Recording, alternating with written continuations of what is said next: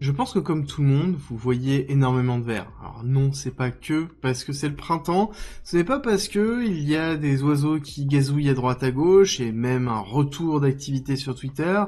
que c'est réellement le printemps de la crypto. En tout cas, c'est la question que l'on va se poser aujourd'hui. Ce qui est agréable, c'est que c'est peut-être la fin de l'accalmie, c'est peut-être le retour de la volatilité et on va expliquer pourquoi nous avons eu cette accélération, est-ce que ça va persister, dans quel niveau on va pouvoir statuer, et surtout, qu'est-ce qui est en train de se passer aux USA, parce que vous allez voir qu'il y a encore beaucoup de choses qui sont en train d'arriver. Bonjour, c'est Cryptolis, je suis entrepreneur depuis 2010, je fais du trading depuis 2011, je suis dans la crypto depuis 2017, et je décomplexifie le marché et la technologie pour en extraire réellement les opportunités. Et quand nous avons ces phases d'accélération, on se retrouve comme d'habitude, avec un retour d'article qui nous explique que c'est très simple de faire de l'argent en crypto, en nous donnant un exemple d'un pseudo-trader qui a investi 3000 dollars et qui est sorti avec 46 millions en investissant sur quoi? Sur PP, un meme coin. Donc on retrouve encore cette activité très forte sur Twitter où on va nous vendre du rêve, où on va essayer de nous faire FOMO,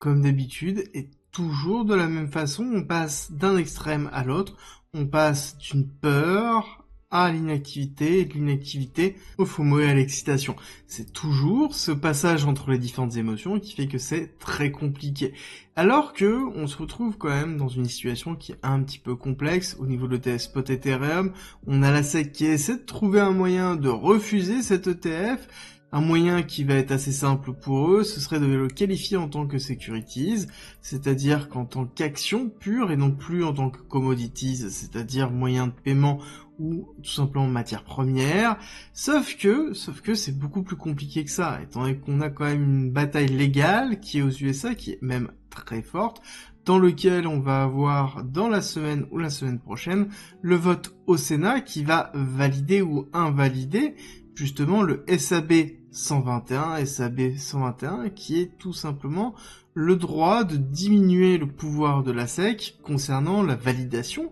si oui ou non un actif est une menace économique ou technologique pour par exemple le système bancaire. C'est la force de la SEC. La SEC peut tout simplement dire que les cryptos ne doivent pas être utilisés par les banques parce que justement c'est une menace technologique. C'est un petit peu ce qui s'est passé, ce qui se passe au niveau des différentes banques, et je rappelle que nous avons les plus grosses institutions bancaires et les plus gros syndicats bancaires qui sont venus toquer à la porte de la SEC en disant que eux aussi aimeraient bien détenir du Bitcoin, et pourquoi ce n'est même pas eux qui s'occupent de la détention des bitcoins de BlackRock, par exemple, des différents ETF, parce que c'est une manne financière qui est juste colossale, et c'est quelque chose qui est en train d'être voté et qui va être validé par le Sénat, à savoir qu'il y a déjà eu la première partie au niveau de l'Assemblée qui a été validée aux USA. Et c'est vraiment une guerre très forte, parce que nous avons d'un côté les États qui votent leurs propres lois, comme par exemple l'Oklahoma qui a lancé une nouvelle loi qui est plutôt pro-crypto, dans lequel il légalise le minage, il encadre même le minage de façon claire et concise, et définit que tout paiement à travers la crypto ne peut pas être taxé de façon supplémentaire. Oui, il y a des lois qui sont en train d'être votées, mais il n'y a pas que ça, c'est-à-dire qu'il y a plusieurs typologies de lois sur la crypto-monnaie. Il y a en effet, la loi concernant la SEC, il y a la loi concernant les stablecoins, on va revenir dans quelques instants dessus, et nous avons l'autre loi qui détermine la notion de détention des crypto-monnaies, et ça c'est quelque chose qui va prendre encore une fois du temps. Mais ce qui est sûr, c'est que c'est en train de changer, parce que nous avons justement USDC et Circle qui sont en train de se redomicilier aux USA alors qu'ils s'étaient domiciliés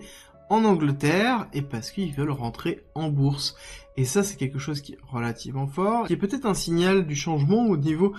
de la représentation des stablecoins et de la loi des stablecoins aux USA. En tout cas, ce serait plutôt positif pour Circle et pour les crypto-monnaies en général, à savoir qu'on a un combat très fort entre les USA et Tether, et globalement une grosse partie de l'industrie qui sort des stablecoins, qui essaie de faire tomber Tether pour récupérer une partie du marché. Clairement, Circle sera en compliance avec les USA, ce qui ne sera pas forcément le cas de Tether, j'en ai déjà parlé plusieurs fois. Tout ça pour dire que oui, nous avons toujours une pression, oui, l'accélération haussière n'a pas changé ça, il n'y a pas de changement du côté de la réglementation, qui est la grosse pression que l'on retrouve sur les crypto-monnaies, et principalement à cause de la SEC, et à cause de la largesse de la SEC,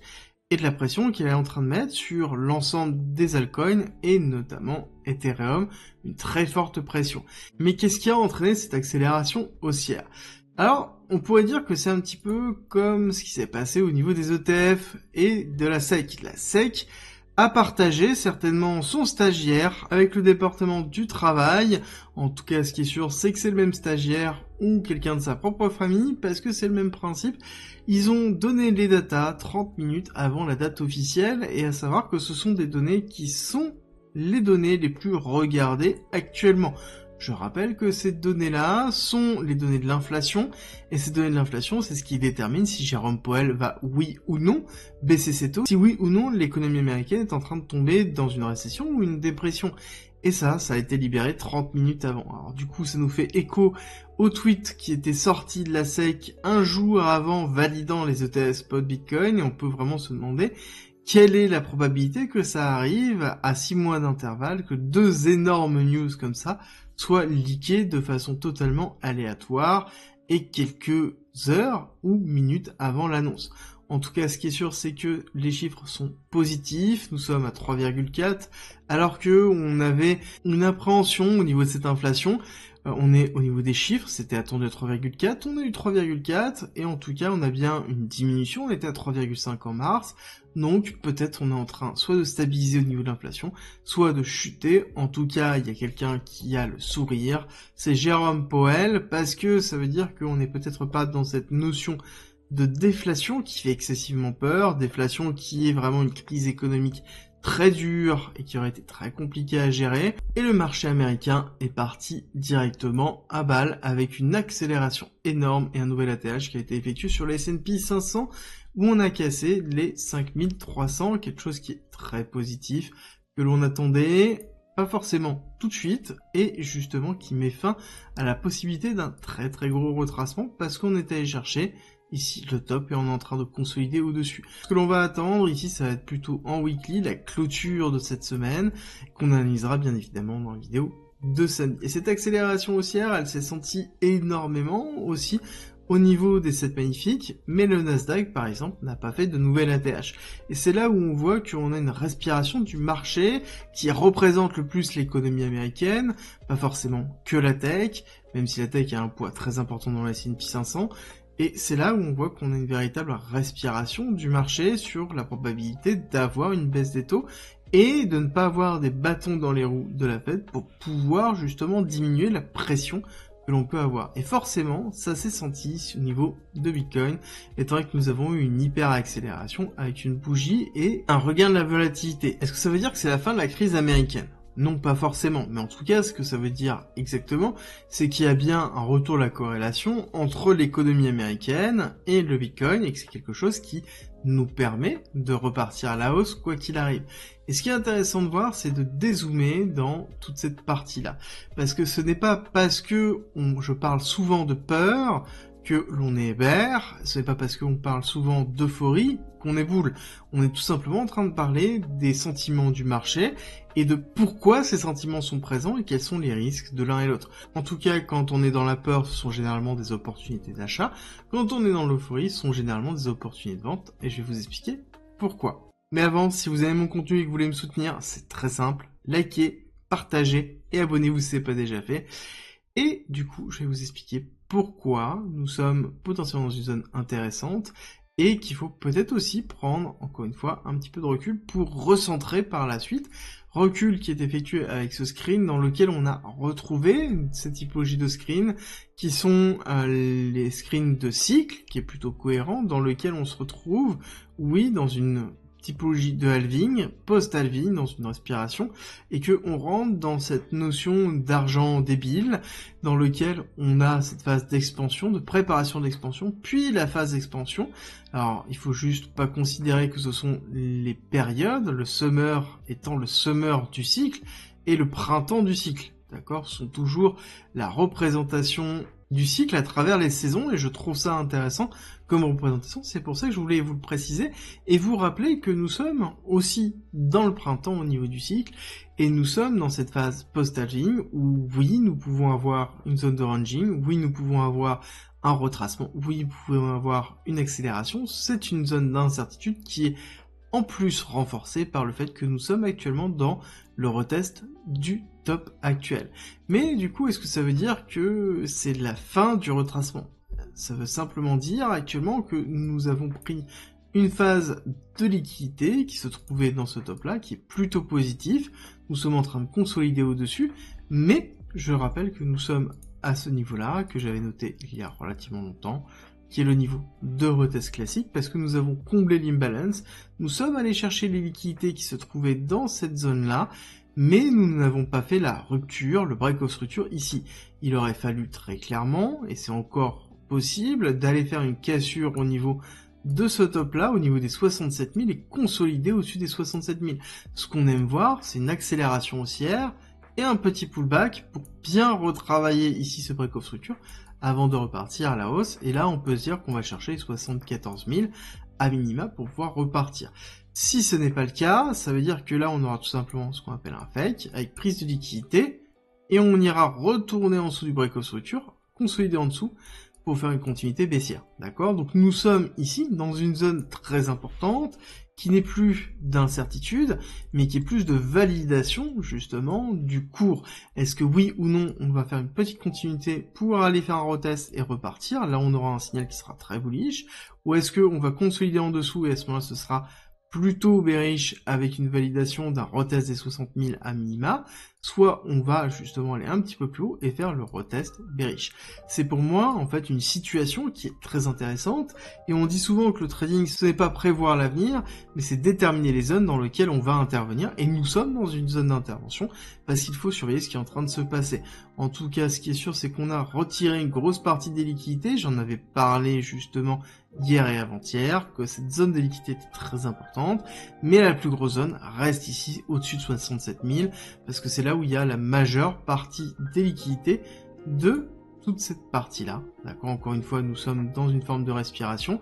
et ici, on a la prise de liquidité, et on attend la prise de liquidité des 67 000 pour être vraiment rassuré avec une consolidation par la suite. Au niveau des ETF, on voit que on a eu une injection de liquidité le 15, donc hier, liquidité qui a été relativement conséquente, 116 millions en positif en inflow, et principalement avec 21 Shares qui se positionne ici, avec une rentrée de 139 millions de dollars,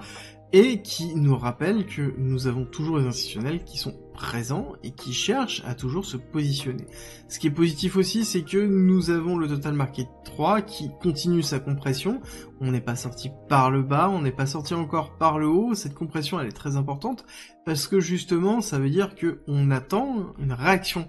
haussière ou baissière très importante au niveau des altcoins. C'est quelque chose qui se fait sentir actuellement. On a beaucoup d'accumulation, on a beaucoup de divergences qui sont en train de se mettre en place, et je pense que ce sera la vidéo de dimanche dans laquelle je vous expliquerai, je vous ferai un petit top justement des meilleurs cryptos qui sont en divergence, qui peut être intéressante à surveiller. En tout cas, ce qui est sûr, c'est qu'Ethereum est toujours en sous-performance, et malheureusement pas qu'un peu, on continue toujours à s'enfoncer, et ce qui est plutôt logique au vu de ce qui se passe au niveau de la SEC. Je rappelle que Ethereum va peut-être être considéré comme une securities, même si ça se fera pas tout de suite, il y a la peur que ça arrive, et tant que cette peur ne disparaîtra pas, on n'arrivera pas à repartir, et les niveaux clés que l'on a sont clairement dans cette zone-là, et tout l'écosystème Ethereum